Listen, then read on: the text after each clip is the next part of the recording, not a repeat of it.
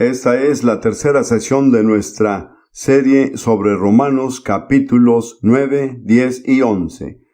Me apena pensar que realmente no he llegado al final del capítulo 9 todavía.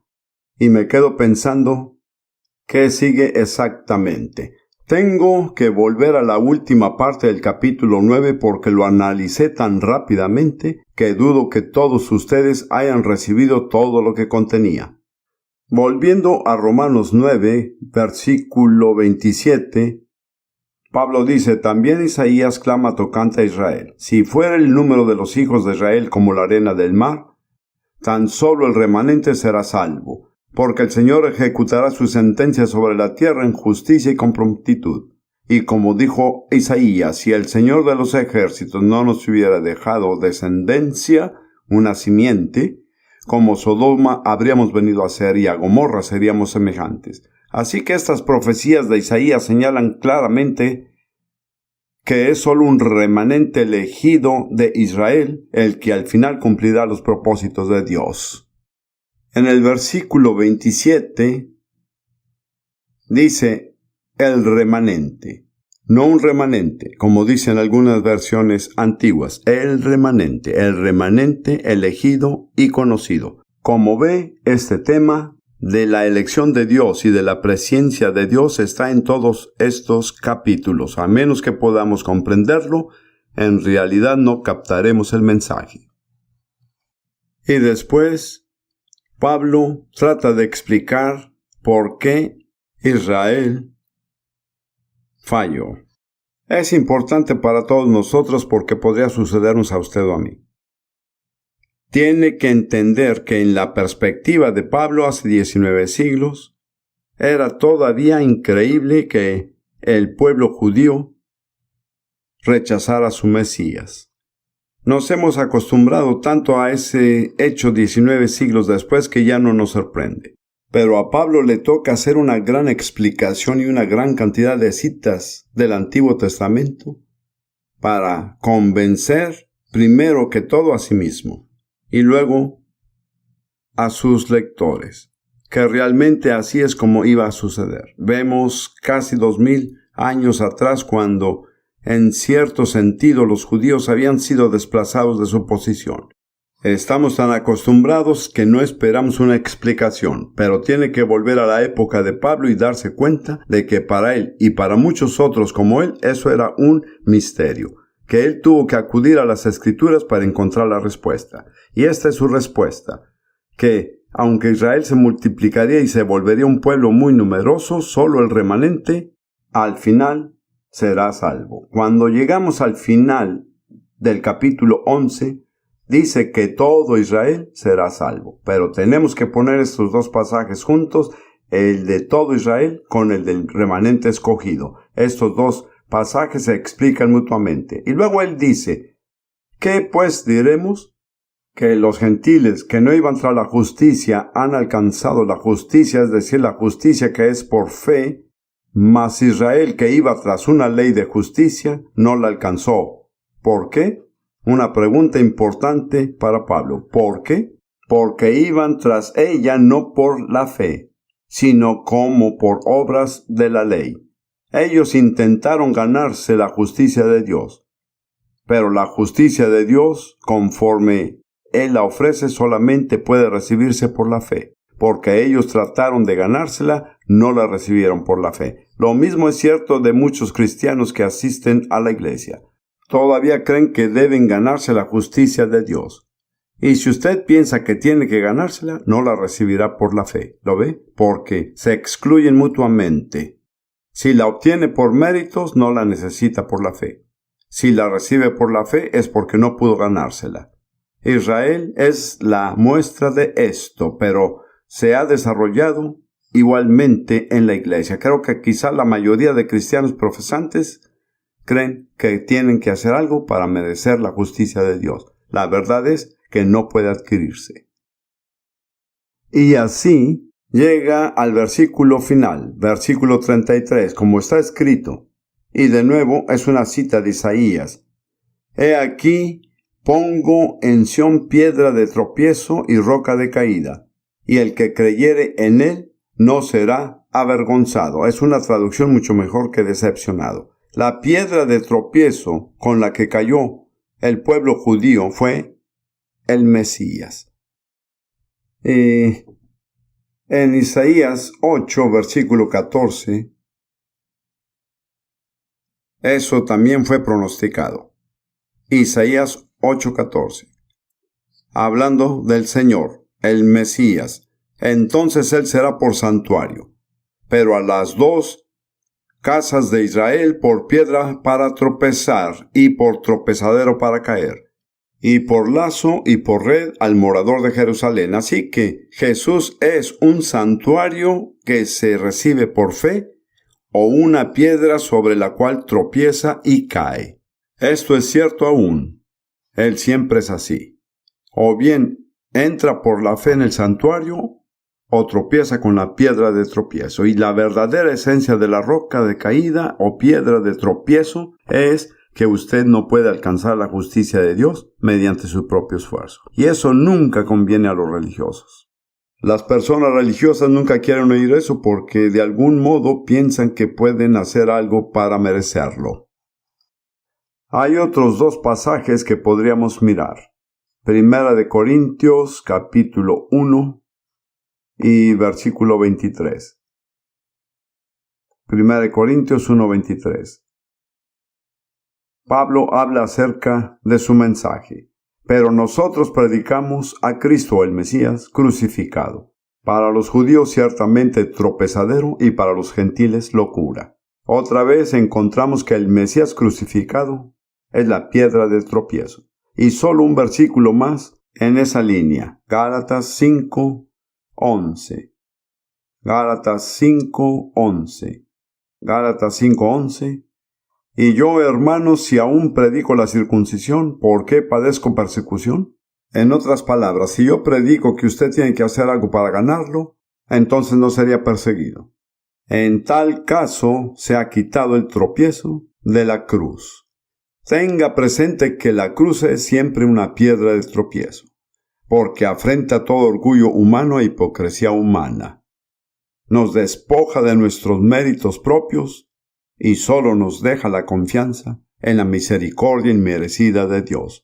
Y no basta con tomar esa decisión una vez que somos salvos. En realidad tenemos que tomar esa decisión cada día. Confío en la misericordia inmerecida de Dios. Mi justicia no proviene de lo que yo hago, viene de Dios por la fe. Ahora pasaremos al capítulo 10. Cuyo tema realmente es y continúa naturalmente con la justicia basada en la fe contra la justicia basada en la ley. Pablo empieza con una plegaria por la salvación de Israel. Debemos tener esto en mente, aunque es muy emocionante lo que está sucediendo en la tierra de Israel hoy en día y las muchas profecías que están siendo cumplidas. Tengamos presente que la única cosa que puede suplir la necesidad de Israel es salvación. Sin eso, la tierra y los demás sucesos emocionantes a la larga no sirven. Y Pablo prosigue: hermanos, ciertamente el anhelo de mi corazón y mi oración a Dios por Israel es para salvación. Porque yo les doy testimonio de que tienen celo de Dios, pero no conforme a ciencia. Se dará cuenta si conoce al pueblo judío que será impopular ante ellos si hace esa declaración. Si hay una cosa que no quieren oír es que no lo saben, ¿lo ve? Pero puede entender por qué Pablo no siempre era persona grata para ellos. Porque, ignorando la justicia de Dios y procurando establecer la suya propia, no se han sujetado a la justicia de Dios. Observe esa frase, no se han sujetado. ¿Cuál era el problema que esa frase revelaba? Orgullo, así es. Pero no señale a los judíos ni diga que su problema fue orgullo, porque para todos nosotros es algo muy humillante tener que reconocer: no tengo mérito alguno delante de Dios, aparte de su misericordia inmerecida y el hecho de que Jesús tomó mi lugar y murió en la cruz. ¿Lo ve? Ese es el problema. Ahora llegamos a una afirmación muy importante en Romanos 10:4. Porque el fin de la ley es Cristo, prefiero decir el Mesías, en ese contexto, para justicia a todo aquel que cree. Esa declaración se aplica a todos los creyentes, judíos o gentiles, católicos o protestantes, bautistas o metodistas, no hay diferencia. En esta traducción que leo, dice la ley, el artículo la aparece, como lo reconoce en mi texto particular, porque Cristo es el fin de la ley para justicia a todo aquel que cree. Principalmente habla acerca de la ley de Moisés, la ley. Pero la ley de Moisés es nada más un modelo de cualquier ley. Cristo es el fin de la ley como medio para alcanzar la justicia a todo aquel que cree. Esta es una declaración muy importante. Si usted cree en Jesús, la muerte de Cristo en la cruz ha terminado la ley como un medio para ser justificado con Dios. Nuevamente, todo lo que tenemos de religioso se revela contra esa declaración. ¿Quiere decir que no puedo hacer nada? La respuesta es absolutamente nada, aparte de creer y confiar en Dios. Confiar en su misericordia. Ahora, quiero dedicar un momento a examinar esta declaración porque es muy importante y cobra mayor importancia a medida que más judíos se vuelven a su Mesías. No sé si esté al tanto de esto, pero el número de judíos que se están volviendo a Jesús como Mesías aumenta cada mes. No solo en los Estados Unidos, sino incluso en Israel. Aunque no es un movimiento grande, es muy importante. Y ciertas preguntas surgen que son tratadas en Romanos, una parte en esta sesión y otra parte en la siguiente. Algunos le dirán que Cristo es la meta de la ley, pero no el fin, debido al significado de la palabra que se traduce fin. Yo creo en investigar el uso de una palabra en la Biblia porque esa es la mejor guía para saber lo que significa. Le ayudaré con una pequeña investigación. La palabra griega para los que les interesa es telos. Y aparece un total de 37 veces en el Nuevo Testamento. Se usa como fin solo 11 veces. Como meta solo 3 veces. Y como fin y meta 23 veces. De 37 veces se usa como meta solo 3 veces, que es menos del 8%. En otras palabras, y de nuevo venimos a ese principio, si usted quiere traducirlo solo como meta, tiene que tener razones objetivas externas de mucho peso, porque no es la traducción usual de la palabra. De hecho, y en este caso personalmente, creo que son los dos. Cristo, el Mesías, es la meta y también el fin de la ley, como medio para alcanzar la justicia. Toda la ley apuntaba a Jesús. Él es el único que guardó la ley perfectamente. En Él la ley se cumplió perfectamente y en Él las deudas con la ley fueron pagadas para que podamos ser libres de ellas por medio de su muerte a favor nuestro en sacrificio y en nuestro lugar. Sin embargo, es muy importante comprender que este es el fin de la ley solo en este asunto particular. Y quiero presentarle otros 7 propósitos de la ley que todavía se aplican a usted y a mí hoy. No voy a tratar esto en detalle, pero es muy importante verlo. Voy a seguir hacia abajo en el bosquejo si quiere seguirlo. Primero que todo, la ley, lo que en hebreo es la Torá, revela de manera única la rectitud, la santidad, la sabiduría y la justicia. Es una revelación única, no hay nada que se le parezca. Y curiosamente, cuando quiero enseñar sobre la santidad, el punto de partida siempre es el tabernáculo de Moisés. Para mí el tabernáculo de Moisés es el llamado más exigente y más imperioso a la santidad que existe. No puedo detenerme para explicarlo, pero puedo recomendarle mis mensajes de audio sobre este tema. Solamente lo mencionaré. Es única, no hay nada en el mundo que tenga el mismo desafío a la santidad, la rectitud y la justicia que la ley. Segundo, la ley diagnostica el problema fundamental del hombre, que es el pecado. Aparte de la ley, realmente no conocemos de pecado. Romanos 3:20 dice, porque por medio de la ley es el conocimiento del pecado. Y Romanos 7:7 dice, pero yo no conocí el pecado sino por la ley.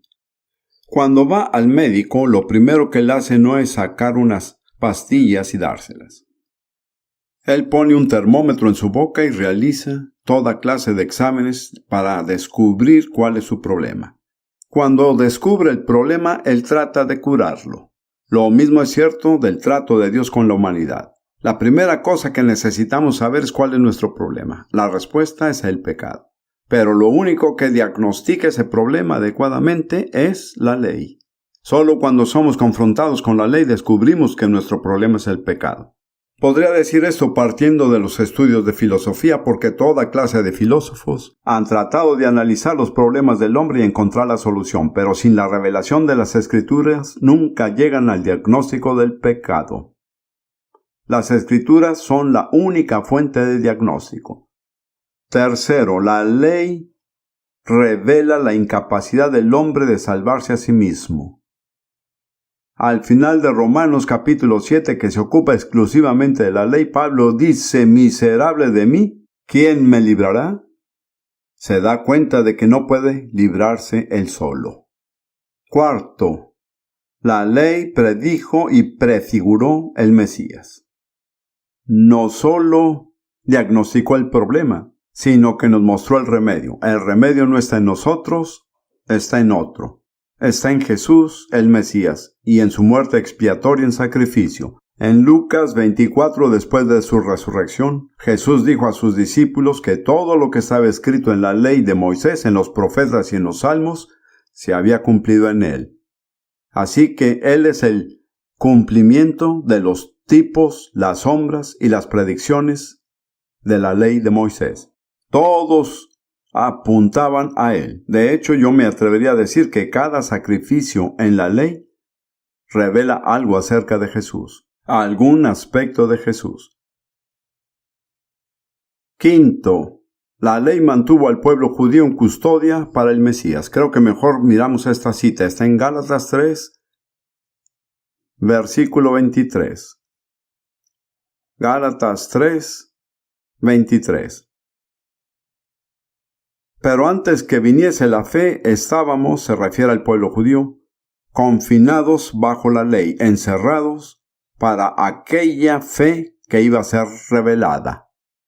La ley mantuvo al pueblo judío durante casi 15 siglos encerrado para la revelación del evangelio que iba a venir. Esto se volvió muy evidente para mí cuando me dirigí a una numerosa congregación de casi 2 o 3 mil chinos en Singapur. Mientras los miraba, pensé, difícilmente hay alguien aquí que no tenga ancestros que adoraron ídolos, y con mucha frecuencia es el padre o el abuelo. Entonces pensé, Jesús nunca hubiera podido venir al pueblo chino, porque si él hubiera obedecido a sus padres tendría que ser un idólatra.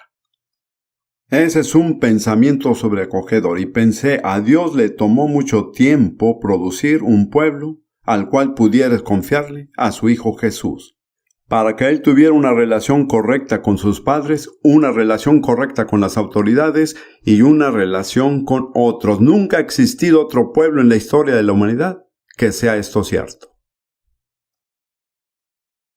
Muy bien, lo siguiente es que la ley constituye la base de una legislación justa para muchas naciones, entre ellas Gran Bretaña y los Estados Unidos. Solo un pasaje en una oración de Nehemías capítulo 9. Nehemías 9, versículo 13. Orando a Dios, él dice, y sobre el monte de Sinaí descendiste, y hablaste con ellos desde el cielo, y les diste juicios rectos, leyes verdaderas, y estatutos y mandamientos buenos, ordenanzas justas y leyes verdaderas. Nunca y en ningún lugar ha habido otro conjunto de leyes semejantes que se hayan dado. Y básicamente, como una declaración general, las naciones que han vivido conforme a esas leyes han prosperado y han predominado. Y las naciones que han empezado a rechazar esas leyes y se están resbalando nuevamente. Desafortunadamente eso es cierto en Estados Unidos y Gran Bretaña, y de las naciones escandinavas y otras. Así que nunca podremos medir el beneficio para la humanidad que ha significado ese modelo de leyes que Dios comunicó por medio de Moisés. Y finalmente, en algún sentido, lo más emocionante es que la ley es un tema inagotable para la meditación edificante. Veamos Salmo 1. Salmo 1. ¿Cuántos saben el Salmo 1 de memoria? Bienaventurado el varón. Bienaventurado el varón que no anduvo en consejo de malos, ni estuvo en camino de pecadores, ni en silla de escarnecedores se ha sentado. Hay 3 cosas negativas que tiene que cuidar si quiere ser bendecido. No debe andar en consejo de malos, ni estar en camino de pecadores, ni sentarse en silla de escarnecedores. Observe que progresivamente se aminora el paso. Primero anda, luego está, y luego se sienta. Ahí es donde está el peligro. En cambio, la persona a quien Dios bendice, en la ley de Jehová está su delicia, y en su ley medita de día y de noche. Nunca se puede pasar demasiado tiempo meditando en la revelación del Señor. Pero la meditación del Señor se vuelve realmente eficaz es cuando conoce al Mesías, porque todo en ella, de una forma u otra, apunta a Jesús. Permítame recapitular esos 7 propósitos de la ley que siguen vigentes. Revela de manera única la rectitud, la justicia, la sabiduría y la santidad. Diagnostica el problema fundamental del hombre, el pecado. Revela la incapacidad del hombre para salvarse a sí mismo. Predice y prefigura al Mesías. Mantuvo al pueblo judío cautivo para el Mesías. Es la base de una legislación justa para muchas naciones. Y es un tema inagotable para la meditación edificante. Hay una sola cosa para la cual ya no es aceptable, y es como medio para justificarse con Dios. La muerte de Jesús en la cruz anuló esto. Ahora veamos el contraste, volviendo a Romanos 10, un contraste entre la justicia que depende de la ley y la justicia que depende de la fe. Romanos 10, 5 al 7. Porque de la justicia que es por la ley, Moisés escribe así: el hombre que haga estas cosas vivirá por ellas. Si usted guarda la ley completamente todo el tiempo, no necesita ninguna otra justicia. Pero lo cierto es que nadie lo ha logrado jamás. Entonces no podemos depender de eso. Y Santiago dice que si usted quebranta un mandamiento, es culpable de toda la ley. No puede dividir la ley en pequeñas secciones y decir, guardaré parte, pero aquella no. Porque es una unidad completa. O bien la observa toda, todo el tiempo, o no alcanza la justicia por medio de ella. Y él sigue, pero la justicia que es por la fe dice así. Aquí cita a Deuteronomio parafraseando. Y dice, no digas en tu corazón quién subirá al cielo. Esto es para traer abajo a Cristo. O quién descenderá al abismo. Esto es para hacer subir a Cristo de entre los muertos. Así que, lo que Moisés dijo y Pablo retoma es que la justicia de la fe depende no de algo que deba hacerse, sino de algo que ya se ha hecho. Usted no tiene que subir al cielo, no tiene que descender al abismo. Cristo vino del cielo y descendió al infierno. Él consumió la expiación. Está concluida. Usted no tiene que hacer nada. Y no tiene que volver a hacerse. Y luego Pablo continúa. ¿Cómo recibimos esta justicia basados en la fe? Y estos son unos de los versículos más importantes del Nuevo Testamento. Como señalé, es absurdo llamar esos 3 capítulos una divagación. cuando la clave para alcanzar la justicia por la fe está justo en medio del capítulo central. Bien, ¿cuál es el mensaje? Versículo 8 y los que siguen. Cerca de ti está la palabra, en tu boca y en tu corazón. Esta es la palabra de fe que predicamos. Así que esta justicia viene por medio de una palabra, la palabra del Evangelio. El mensaje del Evangelio es la única llave que le abre la puerta a la justicia de la fe. Piensa lo importante que esto es. Aparte de la proclamación de este mensaje, incluso las personas que anhelan alcanzar la justicia no pueden. Qué gran obligación tenemos de proclamarlo a toda la raza humana. No limitarnos a ir al culto dominical y cantar unos himnos. Eso no nos libera de nuestra deuda con la humanidad. ¿Qué dice? Cerca de ti está la palabra, en tu boca y en tu corazón. Esta es la palabra de fe que predicamos. Note que la justificación por la fe, hay dos partes de la personalidad humana que deben estar involucradas: la boca y el corazón. Y en estos 3 versículos, Pablo usa cada una 3 veces.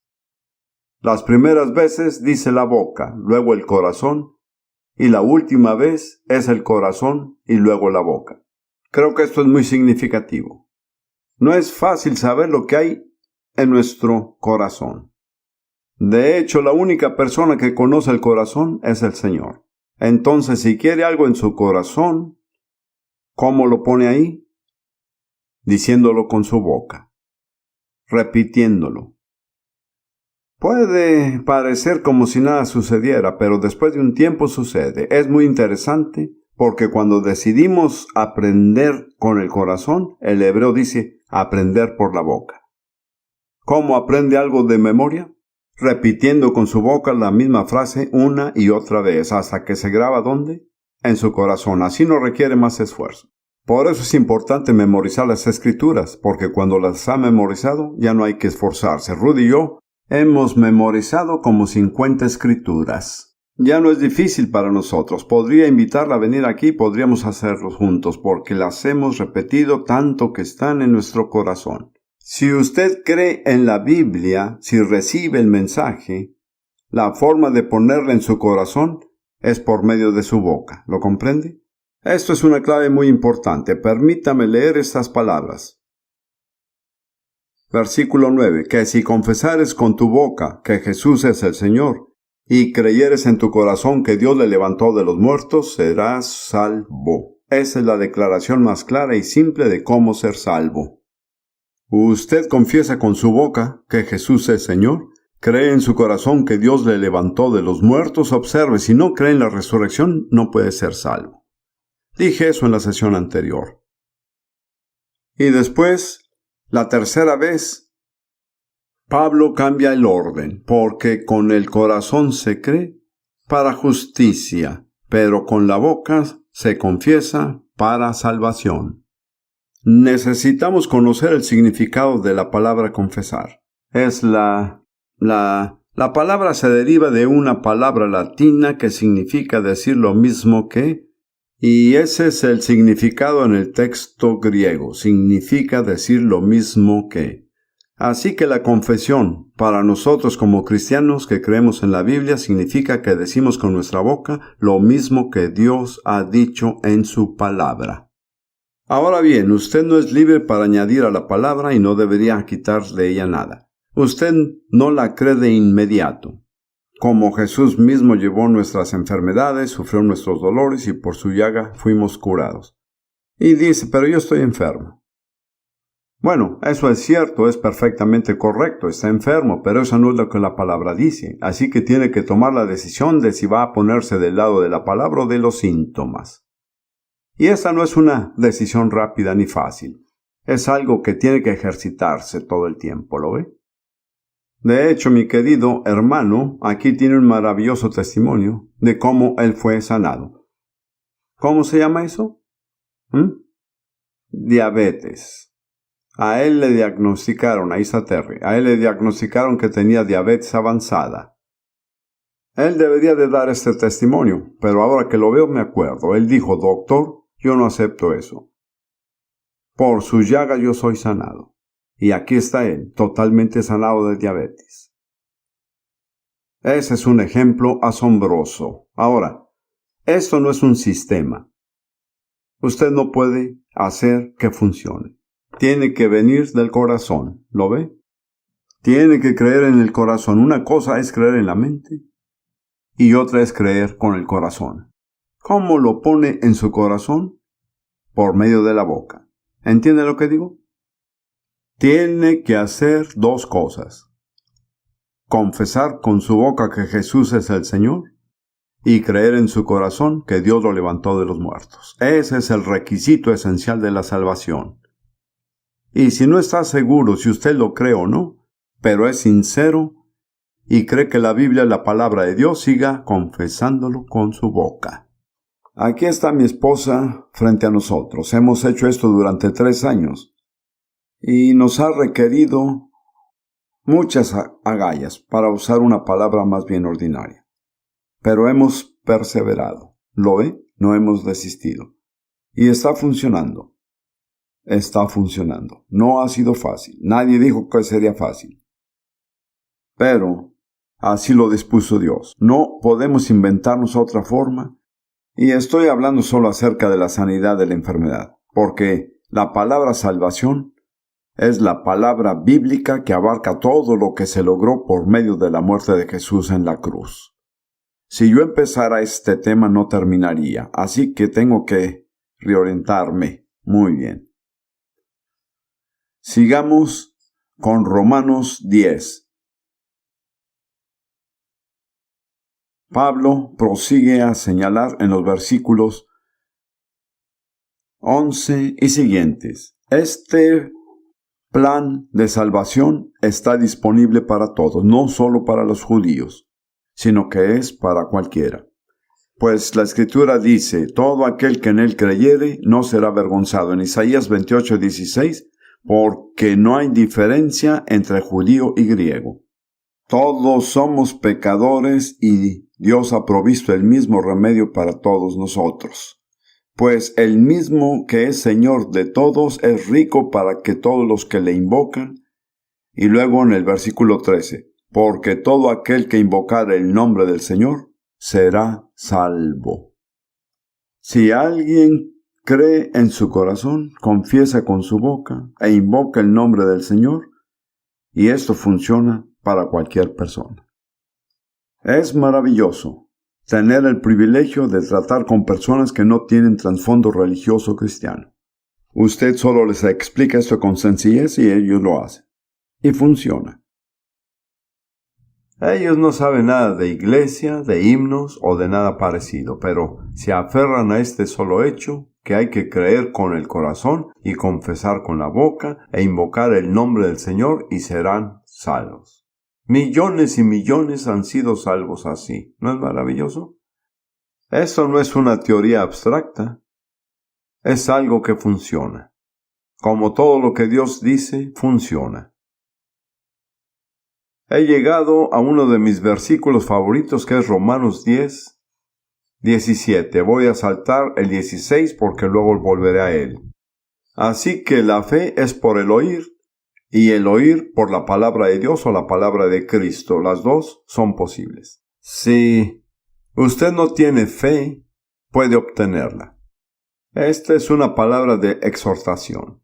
Durante mi servicio militar yo pasé un año entero en un hospital militar en Egipto. Egipto no es un buen lugar para estar hospitalizado, con una enfermedad que los médicos no podían curar. Yo acababa de conocer al Señor, de ser bautizado en el Espíritu, pero no tenía un contexto religioso. Mientras estaba allí en la cama, me decía a mí mismo día tras día, yo sé que si tuviera fe, Dios me sanaría. Pero siempre decía, no tengo fe. Fue entonces que estuve en un gran valle oscuro de desaliento. Un día glorioso, un rayo de luz resplandeció en esa oscuridad. ¿Sabe de dónde vino? De Romanos 10:17. Así que la fe es por el oír y el oír por la palabra de Dios. Si usted no tiene fe, puede obtenerla. Oiga, la fe viene, ella viene, ella viene. No tiene que quedarse sentado y sin esperanza diciendo no tengo fe. Hay una forma de obtenerla. Quiero explicar por qué es importante esto. La fe viene por el oír. Oír el rema, la palabra de Dios proclamada. El primer paso o fase no es la fe, es oír. Pero cuando la palabra produce el oír, del oír viene la fe. Yo vi esto ilustrado claramente desde principios de mi ministerio. Algunos tal vez no me imaginen así, pero yo solía ser un predicador callejero en las calles de Londres durante 8 años. Prediqué en las calles de Londres. Estoy acostumbrado a la predicación al aire libre. De hecho, es una buena forma de aprender a predicar porque no necesita apuntes y tampoco tiene una concordancia. Y probablemente haya mucha oposición y usted realmente sale con lo que tiene y nada más. En cualquier caso, yo predicaba una noche y había una multitud, tal vez como unas 100 personas reunidas. Era una hermosa noche de verano en Londres y un joven pasó junto a mí, pasaba nada más, y andaba solamente por ahí pasando, y yo vi su mirada de desprecio en su rostro. Y él dijo, ¿de qué habla ese tonto en medio de todo esto? Pero se detuvo, y empezó a oír, y todo el tiempo mientras yo hablaba otros 10 o 15 minutos miraba su cara. Y gradualmente su burla desapareció, y una intensa mirada de interés genuino apareció en sus ojos.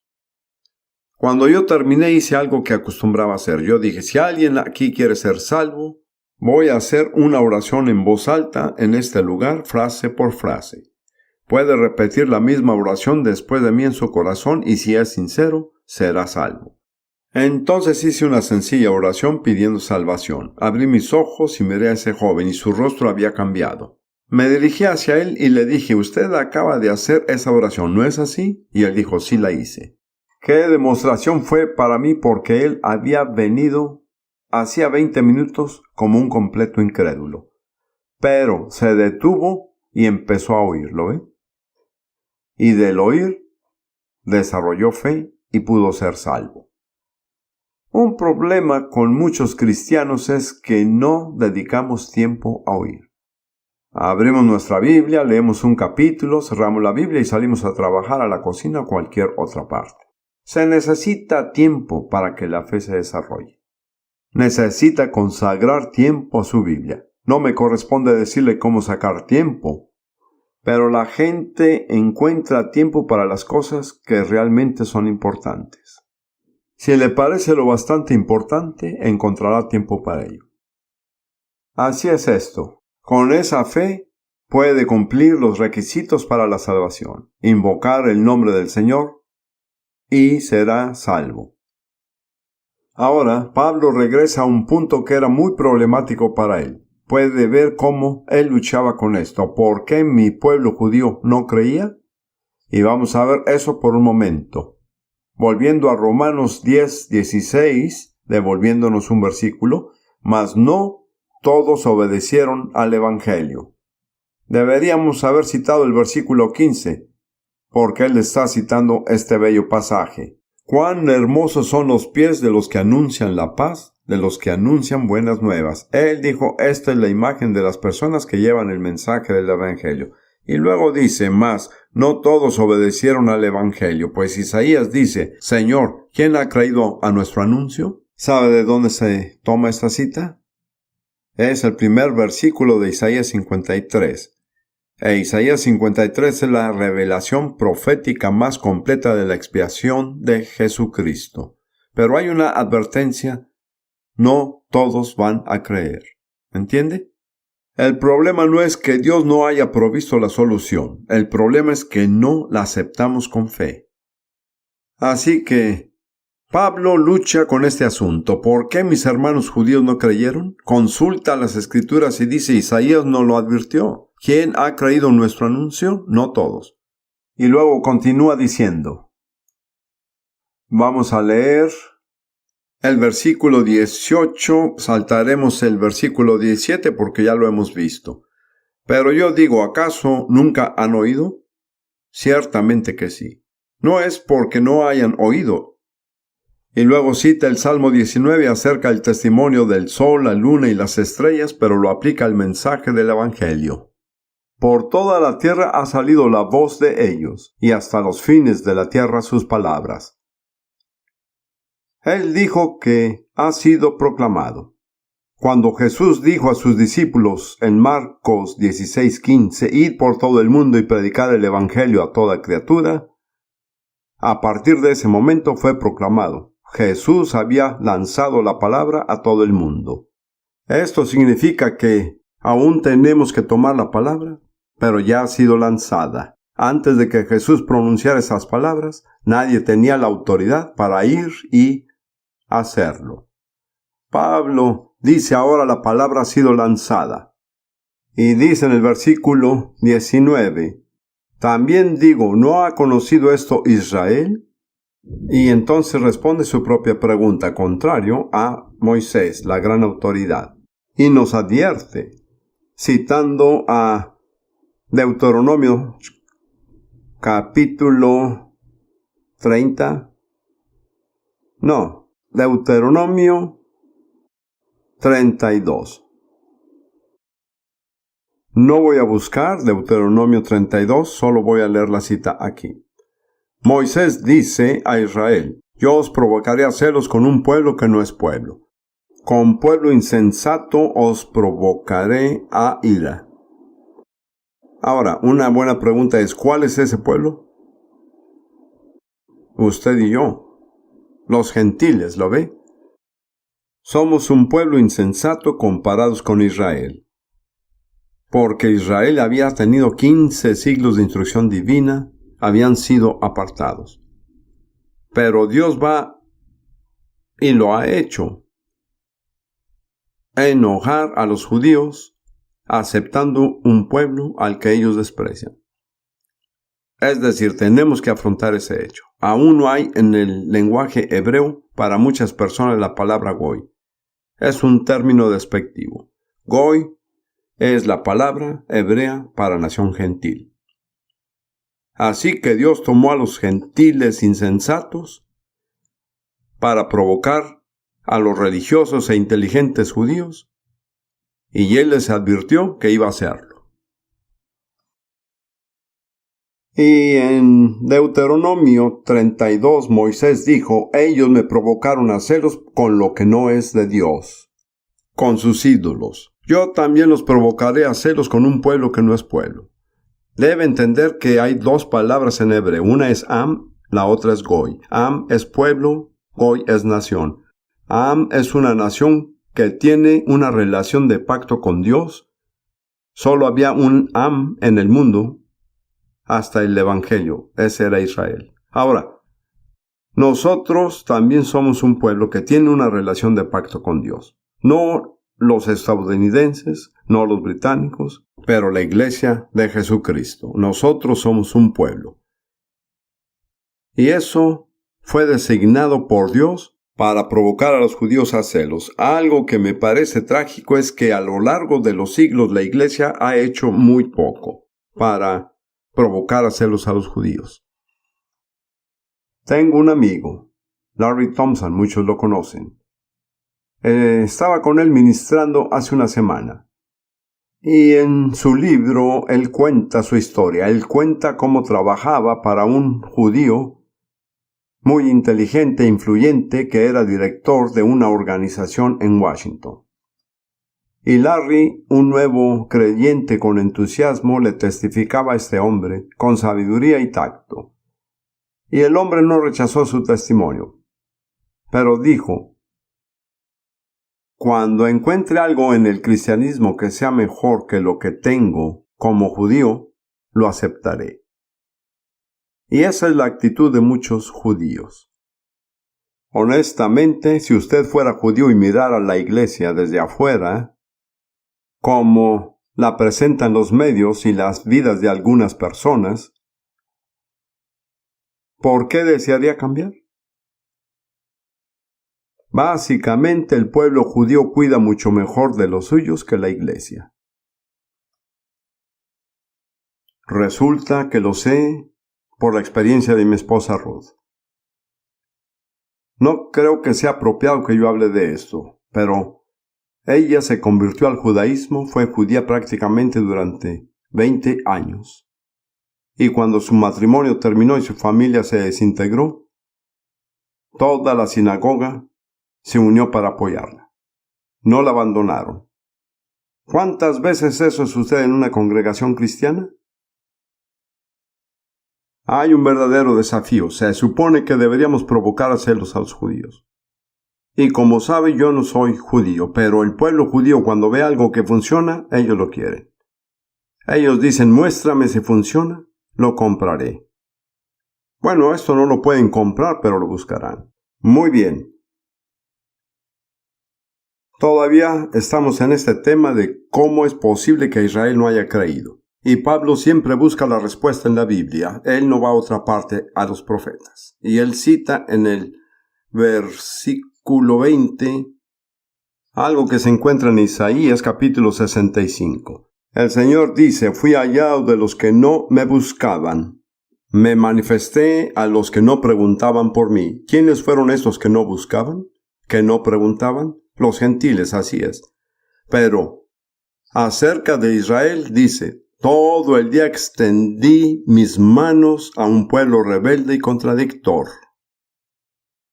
Pablo dice, y quiero decir, él tenía a sus hermanos judíos en mente, él dice, fuimos advertidos.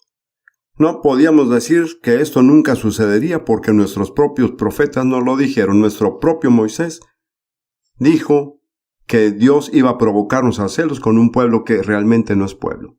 Con un pueblo que está en otro nivel espiritual e incluso intelectual.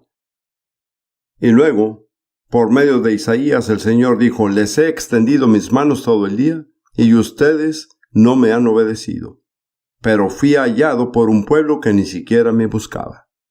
Como ve, para resumir esto, la diferencia entre la justicia de la fe y la justicia de la ley. La justicia de la ley dice, yo hago esto y aquello, yo guardo esto y aquello, por lo tanto soy justo. Y Pablo dice antes en Romanos, y lo vimos, no hay lugar para la jactancia en la ley de la fe. ¿Qué implica eso?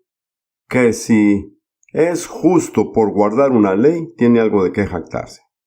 ¿Y cuál es la razón que lo motiva a jactarse? En una sola y simple palabra, orgullo. Como ve, el problema es el orgullo. Permítame preguntarle esto. En la historia del universo, ¿cuál fue el primer pecado? El orgullo, así es. Y cuando el diablo viene a tentarnos, él no puede hacer más de lo que precipitó su propia calamidad. Ese es su objetivo. ¿Y cuál es el factor más notable que produce orgullo en los seres humanos? Tenemos muchas respuestas posibles. Pero le diré lo que yo creo, la religión. La religión es la fuente más grande de orgullo que existe. Yo nunca creí que el comunismo fuera a seguir en pie en el pueblo ruso por mucho tiempo, porque conozco el alma del pueblo ruso. Pero créame, hermanos y hermanas, hay una alternativa mucho más peligrosa que se avecina y es la religión, la religiosidad. Personalmente creo que solo habrá un breve intervalo entre la caída del comunismo y el auge de un sistema religioso mucho más esclavizante que el comunismo ateo. El diablo usará cualquier cosa, él usará el comunismo, pero esa no es su arma principal. Su arma número uno es la religión, porque atrae al orgullo humano, ¿lo ve? También diré esto, un comentario adicional. Si alguna vez cae en el engaño o en una enseñanza errónea, su problema de raíz es el orgullo. Lo único que abre el camino al engaño en un creyente es el orgullo. Y usted encontrará que casi todos los errores apelan al orgullo. Si usted se asocia con este grupo, se volverá más espiritual. Este es el grupo de los triunfadores. Nosotros tenemos todas las respuestas. Únasenos si estará en lo correcto. Mi comentario es si se adhiere a ellos seguramente estará en un error.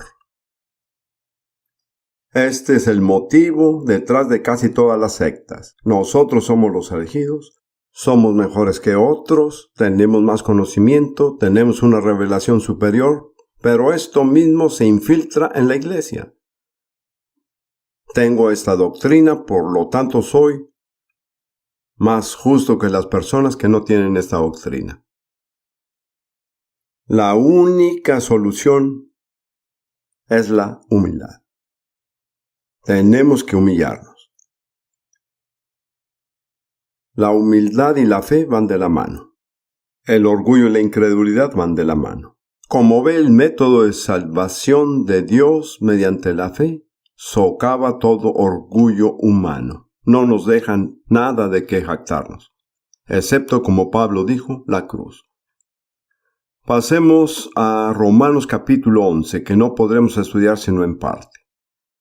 Pero luego Pablo plantea esta pregunta crucial que sigue surgiendo y es una de las principales preguntas en la iglesia de hoy. Romanos 11:1. Digo pues, ¿ha desechado Dios a su pueblo? No, no lo ha rechazado. En griego tienen una forma de pregunta que espera una respuesta negativa. Y Pablo la usa aquí. Dios no ha rechazado a su pueblo. La pregunta supone una respuesta negativa. Ni pensarlo. Haliva en hebreo. Cuando estábamos en la primera parte de Romanos, ¿recuerdan lo que sugerí? En ninguna manera. ¿Cómo podemos pensar algo semejante? ¿Ha desechado Dios a su pueblo? En ninguna manera. Porque también yo soy israelita, de la descendencia de Abraham, de la tribu de Benjamín. Entonces Pablo dice, yo soy la prueba de que Dios no ha rechazado a todo el pueblo judío. No ha desechado Dios a su pueblo, al cual desde antes conoció. ¿Lo comprende? Volvemos una y otra vez a este factor decisivo. Aquellos a quienes Dios ha escogido y conoció de antemano son su pueblo. Yo no creo que Dios vaya a tener una sorpresa en la eternidad. Puede que nosotros nos llevemos varias sorpresas. Vaya, hermano, nunca esperé verlo aquí. Usted no tenía la doctrina correcta y no pertenecía al grupo indicado. No sé cómo lo logró. Pero la sorpresa más asombrosa de todo sería si no llegamos ahí. Así que Dios tiene el número de los elegidos. Esa es mi convicción personal. Él sabe exactamente cuántas sillas poner alrededor de la mesa para el banquete de las bodas del Cordero. Y habrá una tarjeta en cada lugar. Solo tiene que recorrerla y encontrar su lugar. Ya ha sido asignado. Dios no ha rechazado a su pueblo, a quien él antes conoció. Y luego volvemos a este período en la historia de Israel cuando Elías era el profeta principal. ¿O no sabéis qué dice de Elías la Escritura? ¿Cómo invoca a Dios contra Israel? La versión de la Biblia de las Américas dice cómo suplica a Dios contra Israel. Esto siempre me ha intrigado. Un profeta de Dios que hace súplica contra el pueblo de Dios. Yo creo que era una debilidad de Elías. No creo que jamás debamos hacer intercesión contra el pueblo de Dios. Yo puedo entenderlo. A menudo he sentido deseos de hacerlo, pero creo que es una debilidad. No deberíamos ceder a ella. ¿Y qué dijo Elías? Él dijo, Señor, a tus profetas han dado muerte y tus altares han derribado, y solo yo he quedado y procuran matarme. Y él tuvo que regresar todo el camino hasta el monte Sinaí, donde fue dada la ley para tener una conversación personal con el Señor. Usted recuerda, fue una conversación impresionante. Él estaba ahí en la montaña y un viento pasó y quebró la roca, pero el Señor no estaba en el viento. Y luego hubo un terremoto, pero el Señor no estaba en el terremoto, y luego hubo un fuego, pero el Señor no estaba ahí. Y luego hubo lo que solía llamarse un susurro. Las traducciones modernas dicen un silbido apacible.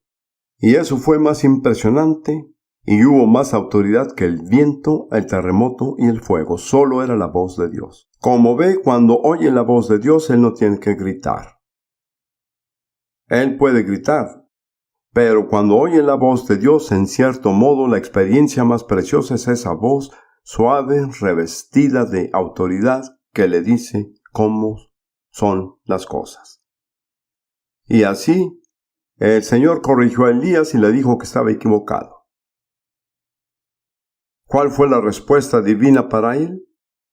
Me he reservado 7,000 hombres que no han doblado la rodilla delante de Baal. Note de nuevo el énfasis en la gracia de Dios. Me he reservado. Ellos no se reservaron. Yo los he reservado. Ellos son mi remanente reservado.